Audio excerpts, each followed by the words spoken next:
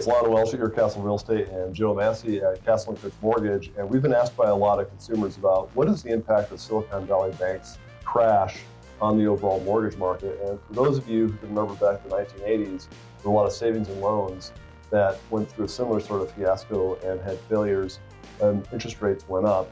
What do you think caused this crash and how does it relate to the past and what does it mean for consumers today? Yeah, so it's a really complex subject, so I'll try to make this really simple. But basically, Silicon Valley Bank invested in a lot of mortgage-backed securities, a lot of treasury yields, and from several years ago, these all had really low interest rates. And over time, those interest rates make payments and they generate profit, which is great. But one of the things you can do with bonds is you can sell them. Okay, and they put a lot of money into these bonds, mortgage-backed securities, treasuries, and not all of their money was held like in cash in the bank because they want their investments to generate a return.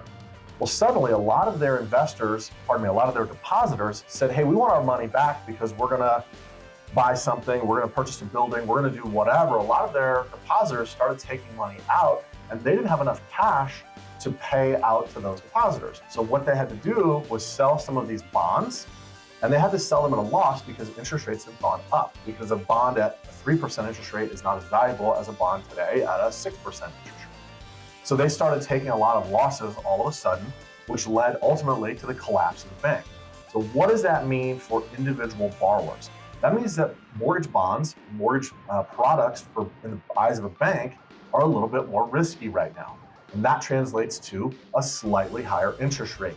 We talk a lot about the yield above the 10-year treasury, and we're actually seeing that risk pricing or risk-based pricing higher now than at any point in the last 20 years. And that's one of the things that's contributing to increased interest rates. And it can be frustrating for an individual. They say, hey, I've got great credit, I'm putting a lot of money down, I should qualify for the very best. Absolutely you do, but the very best may be a little bit worse than it was 6 months ago or a year ago or even 2 months ago before the crash of Silicon Valley Bank.